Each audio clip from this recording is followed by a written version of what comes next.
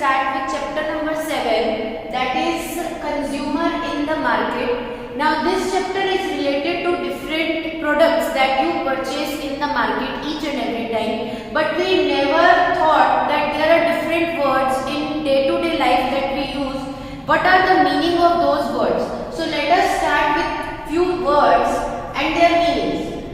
A shop. What is a shop? A shop is an area in which one or two persons are working. It's a normal room in which one or two persons are working, can be 4 to 5 persons depending on the product they are selling, and that person will get the profit from the products that he is selling. So it's a normal short room in which the products are there with the person and that persons are selling that product. The person, there is only one person or two persons who are handling the shop. If there are few other persons, 3 or 4 persons working under them, so they will be working under them as an employee, but the only person, one or two person will be the head of that shop. Next is the market. What is a market? A market is the area in the area in which in the roadside we have normal markets.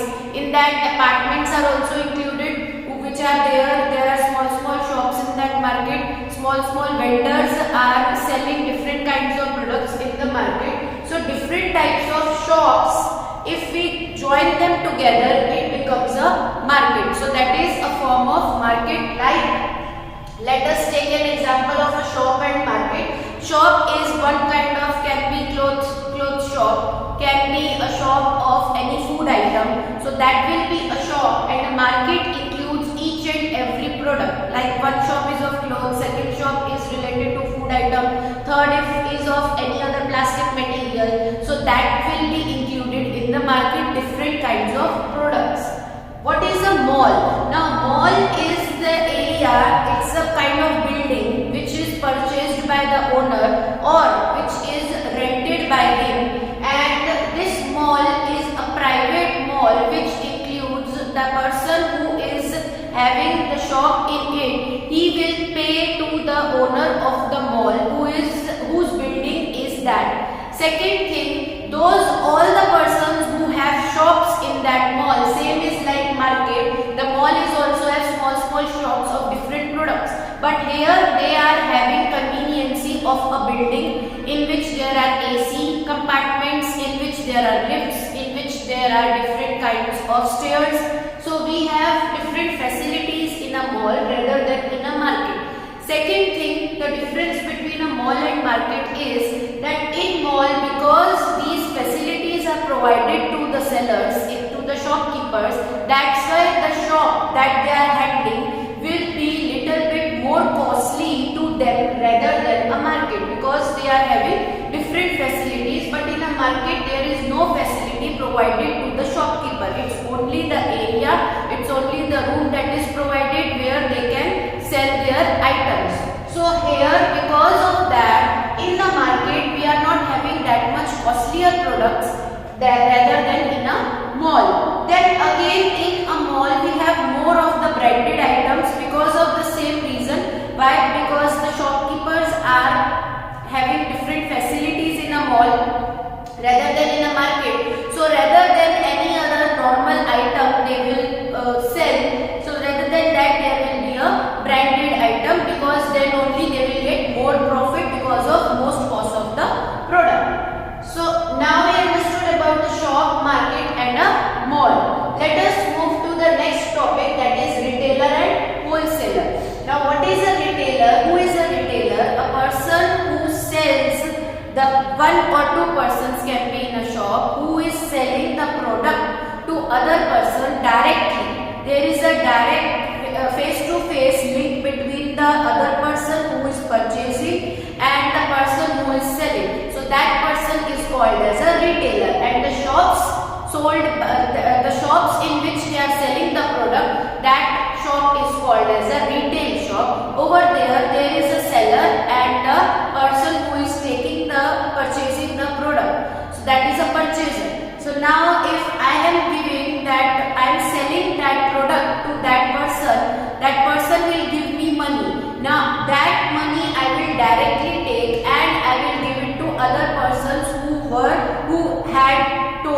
or who had helped me in those cases. Let us take the example by understanding the wholesaler. Now let us move to the wholesaler first.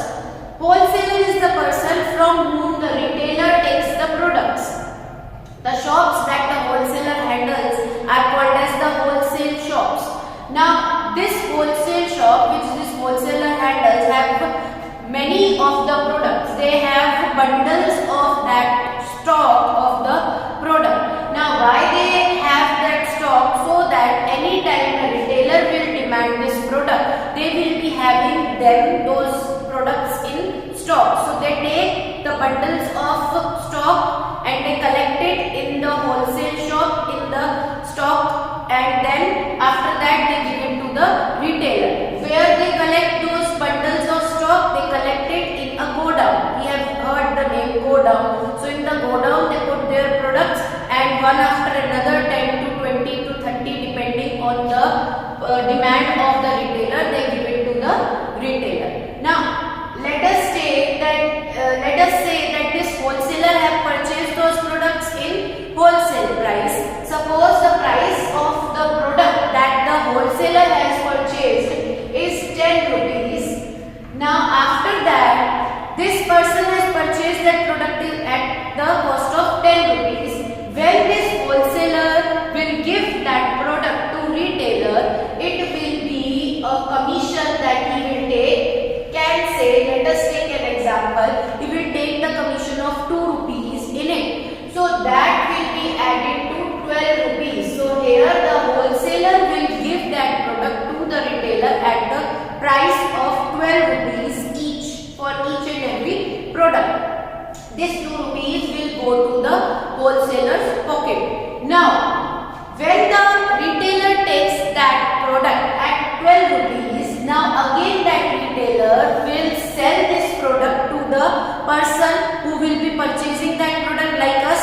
So that customer that he will get, that again the wholesaler from that he or she will take the profit, the commission. That can be, let us again take an example of 2 rupees.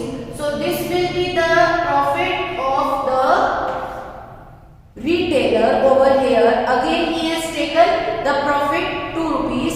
So here the cost of the particular product for the customer will be 14 rupees. So like this it goes to the customer. First the wholesaler takes his commission, then the retailer takes his commission, and then it comes to us. Now this commission or the wholesalers or the retailers commission, it's a kind of profit that they are having. Now from this profit they have to give it to the if they have the shop at rent, so they have to give it to the rented owner. Then they have to give those to the salary to those persons who are working under them. Can be an investment. They can give this profit as an investment to the other people who are working under them. So it's a kind of profit plus investment purpose also they can use for. Now let us move to the next one, that is consumer and producer.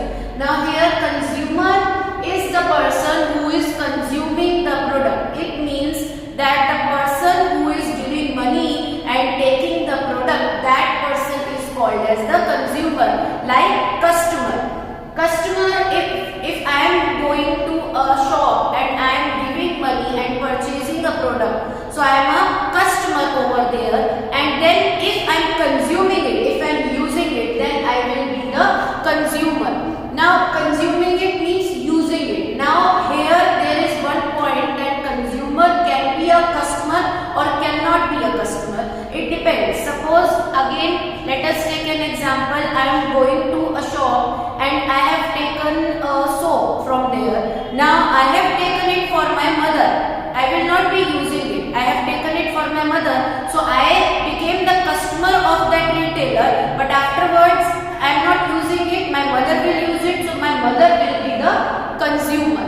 I will not be the consumer. I will only be the customer. And producer. Producer are the persons who are producing that product or giving that product. Like here I have told you, retailer, wholesaler and many other persons who are involved in making that product are called as the producer. Now, what is a product? This I am telling you again and again. A product. Product is one kind of thing that we are taking from the market. So that product can be, we can say it as a thing, we can call it as the name, that what is that thing, or we can call it as a product in the case of the market, in the case of this consumer in the market language. Let us move to the next topic, that is symbols of the product. There are different symbols given by the government on the products. Different symbols for the products are given by the government, and why they are given? So that when we are purchasing the product, there is a kind of purchase that we are doing. We are giving money on the trust of that person, on the trust of the retailer. So that's why we are purchasing. So because of that trust, so that it will remain within the retailer and the person who is purchasing the product, that's why government has given different symbols. They put the stamp of that symbol on each and every product, so that after seeing that stamp we have to purchase that product. Now let us move to different symbols like egg mark, that is used for the agriculture products. Any kind of agriculture item that we are purchasing, like insecticides, pesticides that farmers are purchasing. So on the packet of that there is a symbol that is written as egg mark. That is the agricultural mark. So this symbol is made by the government, so that whenever anyone will purchase that agriculture item, they will first see this symbol, then only they will purchase. If this symbol is not there, it means that the retailer is making it by himself. It's not a government affiliated product.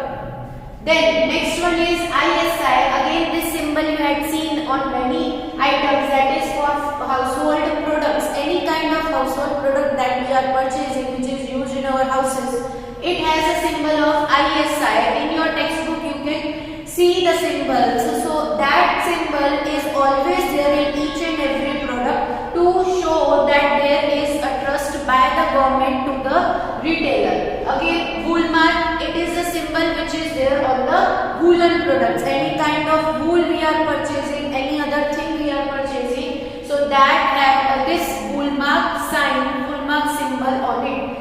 BSI hallmark, this BSI hallmark is always there on silver and gold ornaments, that is silver and gold jewelry. If any retailer is not giving you this stamp, this symbol on those jewelry, so that person is not affiliated one, that person has not taken any kind of surety from the government, so maybe it cannot be a gold or silver. Same is with other things also, it cannot be the pure things that you are purchasing without all these symbols. Now there are some kind of other marks also, that is green and red mark. On the food items they are there. When we are going to a restaurant or any other shop of food, at that time we see sometimes a green dot or red dot. So what that dot denotes? It denotes, this green dot denotes that this item is the vegetarian item.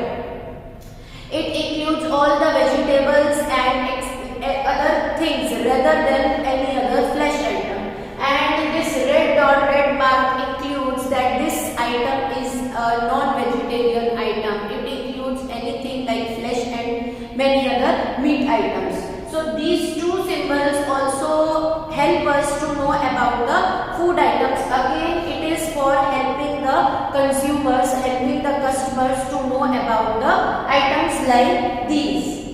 Now we have to see the details on the products. Now it's a kind of information that is given to us, that we have to always see all the details that is there in a product. Like we have to see the price. If the retailer is giving us, we are always asked that what is the price of this thing. So he says whatever he want to say. But we have to clarify, we have to match that whether he is saying that is the same is written on the product or not. Is that the printed price or not? So that we have to see, and we have to then discuss. We have to clarify that why if he is taking more price, then why he is taking so. Second thing, we have to see the manufacturing date, when that product is manufactured, when that product is made. Third thing is the expiry date. So we always compare the expiry date with the manufacturing date. If the product is expired, then why it is there in the shop? And if the product is expired, then why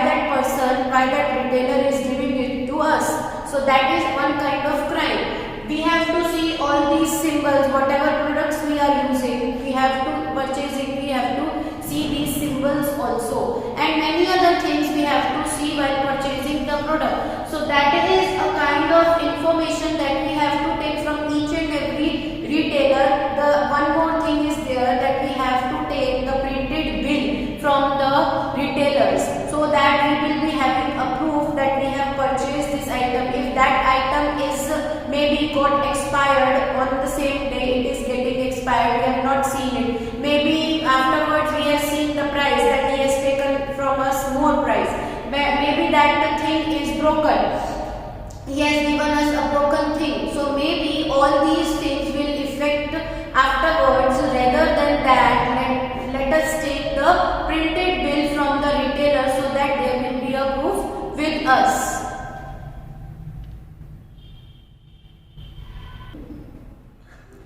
Now let us move to the next topic, that is dissatisfaction of the consumer. Now, as the word says, dissatisfaction, if the consumer is not satisfied with the product, with the retailer, or any other dissatisfaction is there, then they have to call on the different helpline numbers, or they can move to the offices also. The name of the branch is Jago Grahak Jago. This is made by the government, so that if any time the customers or the consumers have any type of dissatisfaction with the product, they can call on this. Now this dissatisfaction can be of any type, can be of any, from any reason. This dissatisfaction can be because the bill was not correct, can be the retailer has taken more price for the product, can be related to the use of the product. Like this, especially when it was started, this was started by taking in the mind the farmers. The situation of the farmers still is very weak in India, and India has more of the agricultural facilities and more of the farmers. So here we always know that the farmers are mostly uneducated because they don't have that much money. Because of that, they are uneducated, and that's why they cannot read and write. So this helpline is made specially for farmers. After that, everyone can use it, but for farmers at that time it was started, so that any information related to the seeds, related to their products, related to how to use the product, related to insecticides and pesticides, what they have to put in which kind of crop, when they have to cut those crops, what are the things that are used to grow those crops, what can be the climatic condition, and many other things they can ask from this helpline. In the same way, the other persons who are under any other area, they can also ask related to the products, any kind of information. So the name says Jago Grahak Jago, that is, we have to now wake up from the dreams, and we have to be attentive while purchasing or while using that product. That's why this name is given to this helpline. Now, next is our responsibilities as consumers. Now, there are different kinds of responsibilities that the consumer should be having. Like right now I have told you that while purchasing the products, we have to see many things, many details related to that product, the price, expiry date, manufacturing date, many other things. So those are the responsibilities as a consumer. If we will not fulfill our responsibilities, then how the retailer will fulfill? Or the retailer can also say that while purchasing the product, you have not seen all these things. Now why should I take that product? Why should I be blamed for that product? So rather than that, we have to be attentive while purchasing the product. Those are our responsibilities. After that, we have to see the retailer's responsibility. Now let us move to the next topic, that is consumer rights. As the name says, there are different rights by the government given to the consumer. Like we have fundamental rights, in the same way these are the consumer rights. Let us first take the first right, rights given for the consumer for money worth. This is the right which is given to the consumer for their that should be worth it. Means that should be, while they are giving the money, the product that they are taking should be worth that money. Should be a proper product with the proper packaging, with the proper expiry and manufacturing date. The price should be proper. Each and everything should be according to the money that he or she is giving to the retailer. Next is right to get information or choose and to complain. Now the consumer has the right to get information. Like here I have told you, the consumer has the right to ask even from the retailer any kind of information he or she want related to the price. If he or she want anything, any information related to the price, they can ask. They are free to ask. If the usage of the product they are asking, then also they are free to ask. The second thing is to choose. Whatever product they want, they are free to choose. The retailer will not say that this product you have to choose or that one. They are free to choose any kind of product according to their usage. The third thing is complaint. Anytime whatever is done, anything wrong done by the retailer or by any other person while purchasing the product, so they have the right to complain to the government. Next is right to demand for the bill. While purchasing the product, they have the right to demand for the bill.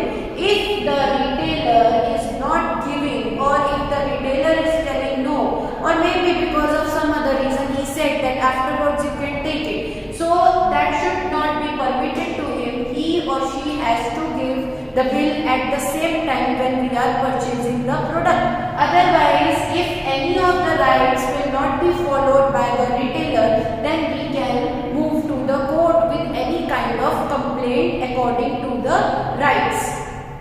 Next is a part of the bill goes to the government as tax. This we all know now, because when we are purchasing the product, there is a printed bill that we get mostly. So in that there is a column that is of tax, that is called as GST. So while purchasing there is a cost of the product. After that in addition they put GST as some kind of percentage, and then we get the total cost. So in that the total cost that we get includes GST. And what is GST? Is the goods service tax. While purchasing the product, or while purchasing the services, like in restaurant we have the services from the vendors, we have the services of different kinds of people.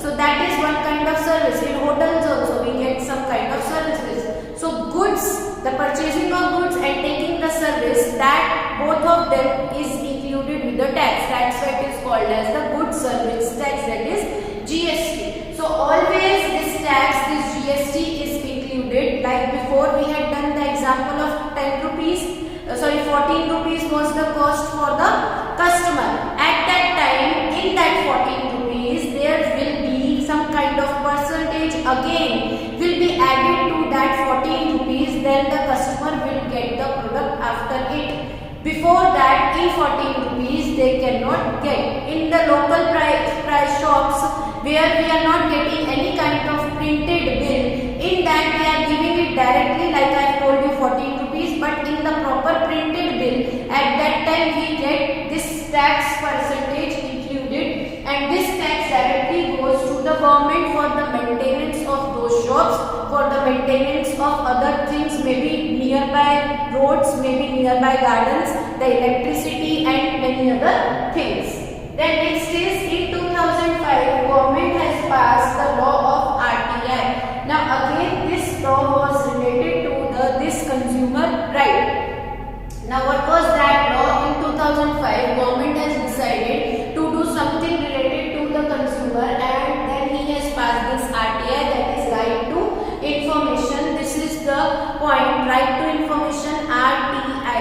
Again same thing as I have told you, that information should be given related to each and everything to the customer. If they are not giving it, then the second helpline that we have started is this, and then also if they are not getting it, then because this is the right of the consumer, so they can move to the court. Now all these things has covered all the parts related to the consumer in the market. The things that we have studied in this chapter were what are consumers, what are producers, how the product is placed in the market, then we had done about retailers, then we have done done about the customers, then different kinds of areas like mall, market, shops, etc. Then we had done about different symbols related to the products, Agmark, ISI. After that we had done about any kind of dissatisfaction made by the customer. Then at last we had done about the customer rights or the consumer rights. So all these things are there in the chapter, and now we have finished the chapter. That's the end. Thank you everyone.